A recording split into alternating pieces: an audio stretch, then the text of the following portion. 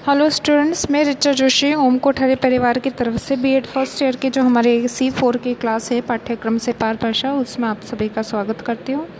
और जो आज का हमारा टॉपिक है वो कोठारी शिक्षा आयोग और ये आपके त्रिभाषा सूत्र की नीति का अंतिम टॉपिक है, जिसके अनुसार अभी अपनी जो प्रक्रिया है शिक्षा प्रणाली में वो चल रही है और शिक्षा प्रणाली में इसके अनुसार ही अब अध्ययन करवाया जाता है भाषाओं का।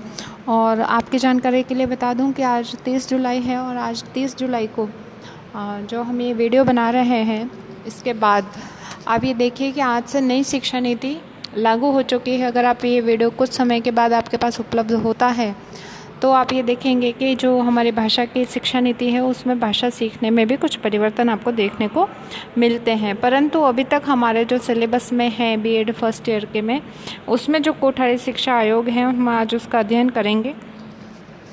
सबसे पहले आप ये देखिए कि सन 1956 में केंद्रीय सलाहकार जो बोर्ड था, इनके द्वारा जो प्रस्तावित त्रिभाषा सूत्रों की नीति का जो क्रियान्वयन हो रहा था ये संतोषप्रद ढंग से नहीं हुआ।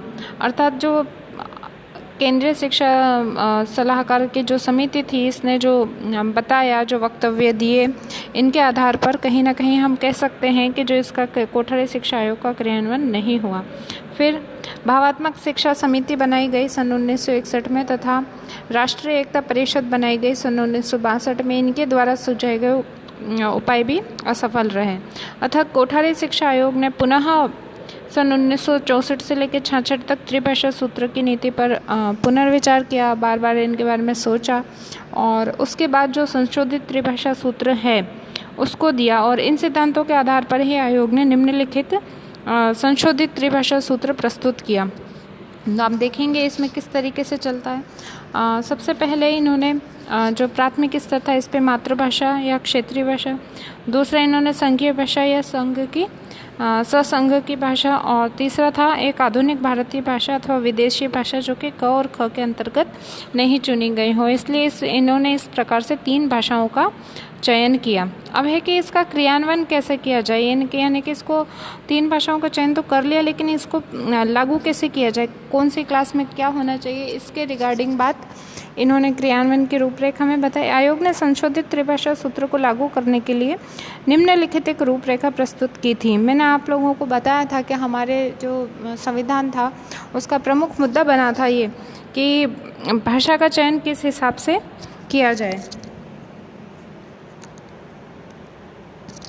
तो हम देख सकते हैं कि हमारे यहाँ पर जो भाषा का चयन है वो एक सबसे बड़ी समस्या बनी थी। कोई भी जो भाषा थी उसको राष्ट्रभाषा का दर्जा प्राप्त नहीं हो पा रहा था और तकरीबन हम कह सकते हैं कि जब हम बच्चों को जो भाषा पढ़ा रहे थे और जिस माध्यम में हम शिक्षा देना चाहते थे उसकी कोई भी स्पष्ट नीति हमारे सामने उपलब्ध नहीं हो पा रही थी।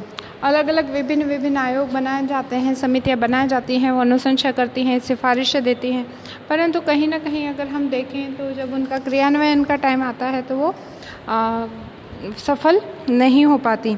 तो अंतिम रूप से अगर हम देखें तो कोठारी शिक्षा आयोग की नीति के अनुसार हमने अंतिम रूप प्रदान किया और काफ़ी लंबे टाइम तक, यानी कि आप देखिए 1964-66 से अब 2020 चल रहा है, यहाँ तक कोठारी शिक्षा आयोग के अनुसार ही शिक्षा दी जाती रही थी। परंतु अब जो समय आ रहा है नया आने वाला और आज के बाद नई शिक्षा नीति लागू हो जाएगी, तो उसमें फिर से भाषाओं के जो चयन है उसको लेकर वापस कोई ना कोई अनुशंसा वापस हमें देखने को मिलेगी, अन्य सिफारिशें, अन्य तरह के प्रावधान हमें देखने को मिल सकते हैं। तो हम आज कोठारी शिक्षा आयोग की बात करेंगे।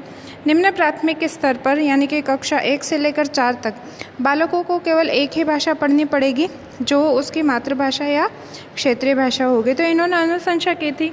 हमने देखा है कि जो छोटे बालक हैं उनको अपनी मातृभाषा में ज़्यादा कंफर्ट फील होता है। कुल मिला के अगर हम ये देखें तो जो छोटे बालक बालिकाएं रहते हैं वो मातृभाषा से थोड़ा लगाव महसूस करते हैं, उनको अपनापन सा फील होता है। अगर अचानक ही बच्चों को इस तरीके से अनजान लोगों के बीच में और अनजानी भाषा के साथ डाल दिया जाएगा तो वो फेमिलियर नहीं हो पाएंगे, कहीं ना कहीं कुंठित रहने लगेंगे। इसके लिए ये अनुशंसा की गई जो छोटे बच्चे हैं उनको केवल और केवल अपनी मातृभाषा में ही शिक्षा दी जाए। तो इन्होंने ये चयन किया कि मातृभाषा में होगी या ये वहाँ की क्षेत्रीय भाषा।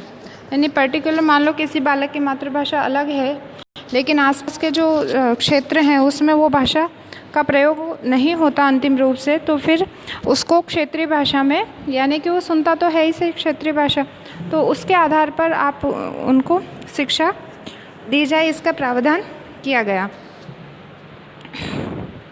फिर दूसरा है उच्च प्राथमिक स्तर, यानी कि कक्षा 5 से लेकर 7 तक बालकों को क्या पढ़ना होगा। तो कक्षा 5 से लेकर 7 तक बालकों को 2 भाषाएं पढ़नी होंगी, जिसमें थी मातृभाषा या क्षेत्रीय भाषा और दूसरी थी संघ की भाषा या सहसंघीय भाषा। तो हम देख लेंगे कि संघ की जो हमारी भाषा है वो एक तो हिंदी है और सहसंघीय भाषा जो है वो हमारी अंग्रेजी है। इस बात का ध्यान रखना, संघ ने जिस भाषा को राजभाषा के रूप में स्वीकार किया है अनुच्छेद 343 के तहत, तो वो कौन सी है, हिंदी, और संघीय भाषा के रूप में जिसको स्वीकृत किया है वो कौन सी है, अंग्रेजी। तो ये बात कर रहे हैं कि या तो हम हिंदी का चयन करें या अंग्रेजी का चयन करें, और दूसरा है हम मातृभाषा या क्षेत्रीय भाषा का चयन करें। तो अगर आप ये देखिए कि सपोज़ करिए हम पढ़ रहे हैं राजस्थान में, राजस्थान की मातृभाषा है और यह क्षेत्रीय भाषा है हिंदी, हमने इसको मान रखा है। तो अगर हमने यहाँ पर हिंदी का चयन कर लिया तो दूसरी भाषा के रूप में हमें अपने आप ही अंग्रेजी भाषा का चयन करना पड़ेगा, जबकि और ये हिंदी भाषा राज्यों के लिए ही है। अहिंदी भाषी राज्यों के लिए इसमें एक भाषा ऐच्छिक तौर पर डाल दी जाती है कि वो चाहें तो बालकों को दे सकते हैं और शिक्षा अन्यथा नहीं दे सकते। परंतु हम राजस्थान के संदर्भ में पढ़ रहे हैं तो हम ये देखेंगे कि हमारी मातृभाषा और क्षेत्रीय भाषा हिंदी थी, यानी कि संघ की ही भाषा थी, तो हमने सहसंघीय भाषा को चुना और हमने दूसरी भाषा के रूप में अंग्रेजी का चयन कर लिया। तो आपने देखा होगा कि गवर्नमेंट स्कूलों में अभी तो फिर भी जो बहुत समय बदल गया, ये बात हो रही है सन 1964-66 की, और इसके अनुसार 2 ही भाषाओं का चयन किया जाता था। तो 5वीं क्लास से जो इंग्लिश है उसको लागू किया जाता था। पहले पुराने ज़माने में जब आपके मम्मी पापा स्कूल में पढ़ते थे तब की बात है ये। उसके बाद अनुशंसा की गई थी कि विद्यालय चाहे तो फर्स्ट क्लास से चला सकता है, ये रूल नहीं है, अगर नहीं चलाना चाहें तो ना चलाएं, चलाना चाहें तो विद्यालय अपनी स्वेच्छा से चला सकते हैं। तो बहुत सारे विद्यालयों में चलने लग गई थी इंग्लिश। और तीसरी भाषा निम्न माध्यमिक स्तर पर कक्षा 8 से लेकर 10 तक, तो हमने देखेंगे हम यहाँ पे एक तो मातृभाषा और क्षेत्रीय भाषा, तो ये आज हम हिंदी पढ़ते हैं। संघीय भाषा या संघ की सहभाषा तो हम अंग्रेजी का रूप पढ़ते हैं। और तीसरा है आधुनिक भारतीय भाषा या आधुनिक विदेशी भाषा। तो आज भी आप देखिए कि हमारे यहाँ पे जो संस्कृत भाषा है वो कक्षा 8 से शुरू होती है और कक्षा 10 पे ख़त्म हो जाती है। 10 में तो बहुत कम जगह आती है, 8 और 9 पे या 7, 8, 9 पे इस तरह से चला देते हैं। और 10वीं में जो RBSE बोर्ड्स हैं वहाँ पर रहती है, और 8, 9, 10 में एक अन्य भाषा को चुन लिया जाता है। कुछ जो इंग्लिश मीडियम स्कूल से ये अन्य विदेशी भाषा में जैपनीज़, फ्रेंच, चाइनीज़ इस तरह की कोई लैंग्वेज ले सकते हैं और वो पढ़ाते भी हैं, क्योंकि अब धीरे धीरे समय परिवर्तन हो गया है तो वो संस्कृत भाषा का चयन ना करके एक आधुनिक विदेशी भाषा का चयन कर लेते हैं। और इनसे रिलेटेड सुझाव क्या हैं? सुझाव ये दिए गए कि जो निम्न प्राथमिक स्तर है इन पर केवल मातृभाषा में अध्ययन करवाया जाए। हमने देखा था कि मातृभाषा बालकों के लिए अति आवश्यक है कि वो कुछ ना कुछ जो भी नया चीज़ें सीखें वो स्थायी रूप से जब उनकी मेमोरी में जाना स्टार्ट होती है तो उस वक्त जो उसका भाषा का माध्यम हो वो कौन सा होना चाहिए, उसकी मातृभाषा ही होनी चाहिए। दूसरा है उच्च प्राथमिक स्तर पर केवल मातृभाषा अथवा प्रादेशिक भाषा तथा राजभाषा का अध्ययन कराया जाए। राजभाषा यानी कि वही जो हमारी राज्य की भाषा, यानी कि यहाँ पे आप मान लीजिए कि हमारी हिंदी भाषा का अध्ययन करवाया जाए। तो उच्च प्राथमिक स्तर पर यानी कि जो कक्षा 5 से लेकर 7 है तो उसमें भी मातृभाषा में और तथा राजभाषा में अध्ययन करवाया जाए। माध्यमिक स्तर पर 3 भाषाएं पढ़ाई जानी चाहिए। 3 भाषाओं में हमने देख लिया था हिंदी, संस्कृत और अंग्रेजी। इस प्रकार से हमने 3 भाषाओं का चयन किया। अंग्रेजी विषय को कक्षा 5 से पहले तक ना पढ़ाया जाए। मैंने कहा था कि ये विकल्प के रूप में है, अगर कोई चाहे तो इसमें पहले लगा सकता है, लेकिन इन्होंने सुझाव दिया था कि इसको कक्षा 5 से पहले ना पढ़ाया जाए। ये कोठारी आयोग ने इस बात का सुझाव दिया था। शास्त्रीय भाषा का जो अध्ययन है कक्षा 7 में विकल्प भाषा के रूप में किया जाए यानी कि संस्कृत जो है ये वैकल्पिक हो, अगर कोई नहीं लेना चाहे तो इसको छोड़ भी सकता हो। और अन्य भारतीय भाषा तीसरी कक्षा से या चौथी कक्षा से प्रारंभ की जाए, जो कि की जाए, और अंग्रेजी छठी कक्षा से। तो इन्होंने अलग अलग तरीके से बताया कि हमें कब कौन से जो सब्जेक्ट्स हैं उनको लागू करना है। इस तरह से जो अंतिम रूप से कोठारी शिक्षा आयोग ने दिया, और इसी में ही थोड़े बहुत अनुशंसन करके और सिफारिशें देखकर और इसको हमने लागू कर दिया, जिसको कि हम अब तक पढ़ते आ रहे थे। तो कक्षा हमारे यहाँ पे यही प्रावधान है कि जो अंग्रेजी कक्षाएं हैं वो कक्षा 5 से शुरू होती हैं, और अब जो है अब छोटे लेवल पर शुरू होने लग गई हैं। तो ये स्वेच्छा स्वरूप में डाला गया था, एक नोटिस में लगा हुआ रहता है कि स्वेच्छा से अगर कोई विद्यालय चाहे तो वो इन भाषाओं को पढ़ा सकता है। तो सभी विद्यालय बालकों की जो गुणवत्ता है उसको बनाकर रखने के लिए आगे इसे पढ़ाते हैं। तो त्रिभाषा सूत्र की नीति को अगर हम शुरू से देखें तो त्रिभाषा सूत्र की नीति यानी कि 3 भाषाओं की नीति। 3 भाषाओं की जो नीति है ये इस आधार पर लगाई गई कि हम जिस जगह रहते हैं भारत में, यहाँ पर अनेक प्रादेशिक भाषाएं और बोलियाँ बोली जाती हैं। इनके आधार पर जब हम देखते हैं तो विविधताओं में एकता वाला देश है, उस तरह से कितनी ही विविध भाषाओं को यहाँ पे मान्यता प्राप्त है। तो हम जानते हैं सभी कि अनुसूची 8 में जो 22 भाषाएं हैं उनको मान्यता प्रदान की गई है, और उसमें जिनमें मान्यता प्रदान की गई है उनमें शिक्षा दी जा रही है। तो इसके आधार पर जब हम बात करते हैं बालकों को सिखाने की, क्योंकि बहुत सारे शिक्षाविद ये मानते थे कि बालक को एक बहुत बड़ा बर्डन है भाषा सीखना, जबकि ये सिर्फ एक विचारों का आदान प्रदान का माध्यम होता है भाषा। तो कोई भी सब्जेक्ट सीखने के लिए हमें एक भाषा की ज़रूरत होती है, लेकिन पर्टिकुलर 3 से 4 भाषाओं का जो बोझ है वो बच्चों पर नहीं पड़ना चाहिए।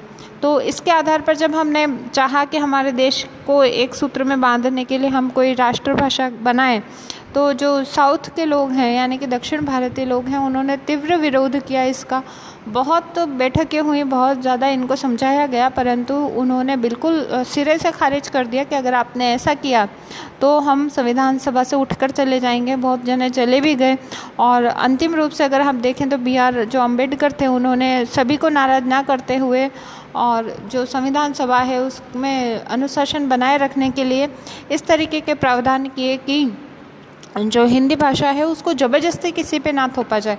आपको पता है क्योंकि जो भारत था वो अलग अलग रियासतों में बटा हुआ था, और सभी रियासतें अपने आप के जो राजा थे उनके बहुत आदर सम्मान करती थी, और उनसे त्रस्त भी थी और कहीं वो अच्छी भी थी। लेकिन भारत को हमें एक सूत्र में बांधना था, और उसके लिए किसी भी तरीके से हमें उनको पुनर्गठन करना था उनका, और भारत का निर्माण करना था। तो अभी हम सोचते हैं तो हमें बहुत आसान लगता है कि इसमें क्या दिक्कत थी, लेकिन बहुत दिक्कतें थी, क्योंकि जो हिंदी का व्यापक प्रचार प्रसार हुआ है इसका बहुत बड़ा कारण हम जानते हैं कि हमारी फिल्म इंडस्ट्री भी है।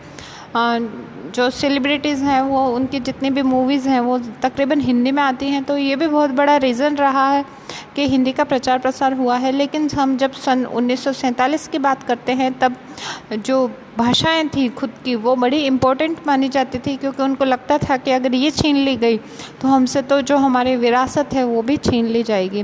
तो वो लोग बिल्कुल नहीं चाहते थे कि हिंदी को राष्ट्रभाषा का दर्जा मिले। तो कहीं ना कहीं हम जानते हैं कि हिंदी को राष्ट्रभाषा का दर्जा नहीं मिला। ये जो संघ की राजभाषा के रूप में अनिवार्य रूप से लगाई गई है, अनुच्छेद 343 में इसके लिए प्रावधान किया गया है। इसके बाद आता है कि फिर जो राजकीय भाषा है वो तो हिंदी लगा दी, लेकिन जो अन्य अंतर्राज्यीय संबंध है वो किस भाषा में रहेंगे। तो हम जानते हैं कि अंग्रेज़ों का शासन था तो अंग्रेजी विद्यमान थी, सारे जो डॉक्यूमेंट्स वगैरह हैं, जो जितने भी कागज़ी कार्यवाही है वो सब अंग्रेजी भाषा में होती थी। अगर हम देखते हैं तो हम आयुर्वेदिक पद्धति से पढ़ने वाले लोग थे, आयुर्वेद में विश्वास रखते थे। वो जब आए तो वो एलोपैथी दवाइयाँ लेके आए, यानी जो अभी हम कहते हैं डॉक्टर के जाना है, मेडिसिन लानी है, डॉक्टर को दिखाना है, दवाई लाएं, तो ये वाली जो चीज़ें हैं ये एलोपैथी से आई हैं, और ये एलोपैथी हमारे यहाँ की देन नहीं है। तो एलोपैथी के अनुसार जब हम देखते हैं इन चीज़ों को, तो इसकी जो शिक्षा थी ये भी पूरी प्रणाली अंग्रेजी भाषा में हुआ करती थी। तकनीकी क्षेत्र जो है, जेनेस इंजीनियरिंग की जो भी बुक्स हैं आप देखिए, उच्च शिक्षा में आज भी हिंदी मीडियम्स के बुक अवेलेबल नहीं है, माध्यम हिंदी मीडियम अवेलेबल नहीं है। तो इसके लिए भी हम कहीं ना कहीं संघर्ष कर रहे हैं। तो उस ज़माने में तो बिल्कुल ही नहीं था, सारी बुक्स अंग्रेजी की हुआ करते थे। तो उन्होंने कहा इन चीज़ों को हमें वापस से सब कुछ चीज़ें हिंदी में लाने के लिए 15 वर्ष का समय दिया जाए। 15 वर्ष तक हम अंग्रेजी को संघ की सहायक भाषा के रूप में रखेंगे और इसके बाद हम इसको हटा देंगे। तो कहीं ना कहीं हम कह सकते हैं कि वो अंग्रेजी का जो प्रभाव था वो 15 वर्ष एक बार सहायक भाषा बनने के बाद कभी समाप्त ही नहीं हुआ। और आज तक जिस तरीके से हम आरक्षण से जूझ रहे हैं, कहीं ना कहीं आरक्षण को जो शिक्षा व्यवस्था है पिछड़ी हुई है उसका दोषी भी करार देते हैं। बहुत सारी चीज़ें हैं और ये एक ज्वलंत मुद्दा बना हुआ है। उसी तरीके से आप कह सकते हैं कि जो भाषा भी है ये एक ज्वलंत मुद्दा है और कहीं ना कहीं एक सूत्र में बांधने में सहयोग दे नहीं रहा है। और 3 भाषाओं को सीखने की नीति बाद में हमने हमारे राज्य में लगाई, जिसमें प्राथमिक स्तर पर मातृभाषा या प्रादेशिक भाषा हो और कक्षा 5 से लेकर 7 तक हम 2 भाषाओं का अध्ययन करें, जिसमें एक तो मातृभाषा और एक संघ की सहभाषा।